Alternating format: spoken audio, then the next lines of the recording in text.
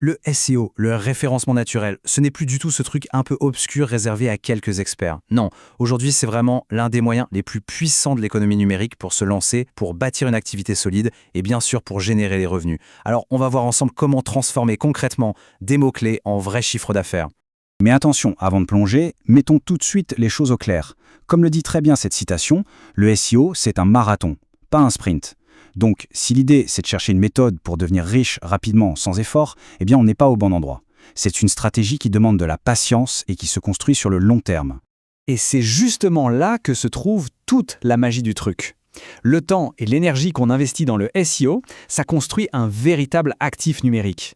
Un site qui est bien positionné génère de la valeur tout seul, en continu. Et le plus beau, c'est que cette valeur, elle a tendance à augmenter avec le temps. Alors pourquoi est-ce que cette compétence est si précieuse aujourd'hui? On va voir que c'est bien plus qu'une simple technique. C'est carrément comme construire son propre patrimoine digital. Franchement, cette métaphore, elle est parfaite. Être numéro 1 sur Google pour une recherche qui compte, c'est s'assurer un flot ininterrompu de visiteurs qualifiés, des gens qui cherchent précisément ce qu'on propose. C'est l'emplacement de rêve, mais sans le loyer exorbitant qui va avec. Ce qui nous amène à une comparaison super importante. La publicité payante, c'est un peu comme louer sa visibilité. C'est immédiat, mais dès qu'on arrête de payer, pouf, le trafic disparaît. Le SEO, c'est tout l'inverse. C'est comme devenir propriétaire. L'investissement de départ, en temps et en effort, il construit une valeur qui dure et qui continue de rapporter, même quand on dort. Bon, mais pour qu'un site soit monétisable, il y a une règle d'or. Il faut gagner la confiance de Google. Et pour ça, il faut absolument comprendre un concept qui est au cœur de son algorithme. Et cette confiance, elle a un nom. Un acronyme, je vous l'accorde, EEAT. En fait, c'est la grille de lecture de Google pour juger de la qualité d'un contenu. On est loin de l'époque où il suffisait de répéter des mots-clés. Non, aujourd'hui, il faut prouver son expérience, son expertise, son autorité et sa fiabilité. C'est en démontrant tout ça que notre immobilier numérique prend vraiment de la valeur. Et pour que ce soit bien concret, surtout ce premier E pour expérience, la source de notre analyse nous partage une anecdote qui montre à quel point ce critère est devenu essentiel.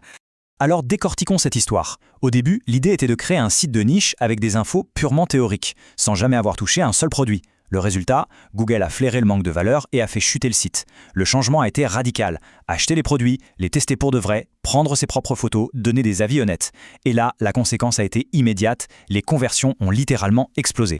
La leçon de cette histoire, elle est simple mais fondamentale. L'authenticité, ce n'est pas juste une belle parole. C'est un vrai levier économique. La confiance qu'on établit avec les gens en partageant une expérience réelle, elle se transforme directement en revenus.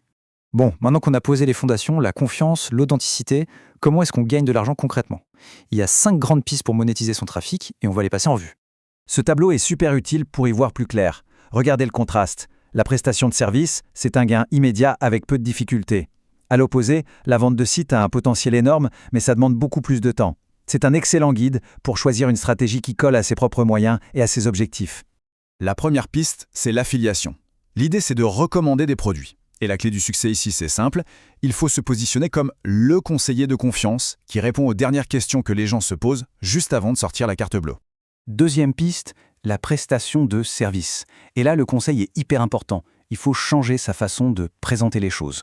On ne vend pas des services SEO ou des techniques, non. On vend des résultats, on vend de la croissance pour une entreprise. Et enfin, les 3 dernières options. Elles tournent tout autour de la même idée, construire un bien immobilier numérique. L'édition de site, c'est utiliser son autorité pour vendre des liens sponsorisés. L'e-commerce, c'est utiliser son trafic pour vendre ses propres produits. Et le flipping, c'est le niveau ultime.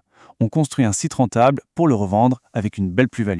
Mais peu importe la stratégie qu'on choisit, au final, le succès repose toujours sur 3 piliers. C'est un peu la recette de base, et sans ces 3 ingrédients, aucune stratégie ne peut tenir la route.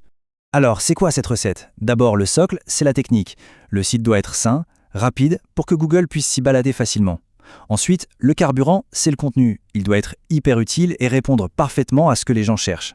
Et enfin, le turbo, c'est la popularité. Les liens qui viennent d'autres sites, c'est comme des recommandations qui disent à Google « ce site est une référence ». Ok, tout ça c'est bien beau en théorie, mais la question qui revient tout le temps c'est concrètement comment on se lance, surtout quand on part de zéro avec presque pas de budget. Et oui, c'est souvent ça qui bloque, l'argent. On se dit qu'il faut un investissement énorme, mais la bonne nouvelle, c'est que le ticket d'entrée est beaucoup plus bas qu'on ne l'imagine. Alors voilà un petit plan d'action en 4 étapes pour partir de zéro. D'abord, on se forme, on apprend les bases. Ensuite, on passe à la pratique. On lance un petit site sur un sujet qui nous passionne. C'est notre laboratoire. C'est là qu'on va tester, faire des erreurs et surtout apprendre. Et ces premiers résultats, même s'ils sont modestes, deviennent notre meilleure carte de visite pour trouver des premiers clients. Et le budget dans tout ça? Eh bien, regardez bien ce chiffre. Pour un nom de domaine et un an d'hébergement, on parle de 50 à 100 euros. L'investissement financier est vraiment minime. La vraie ressource, le vrai investissement, c'est le temps et la persévérance. C'est ce qui rend le SEO si accessible. Au final, que ce soit en affiliation, en vendant des services ou en créant des sites, la clé du succès, c'est toujours la même chose, la régularité et surtout l'envie d'apporter de la vraie valeur. Le marché est immense et il y aura toujours de la place pour la qualité. La vraie question maintenant, c'est une invitation à passer à l'action. Quel sera le premier projet à lancer ?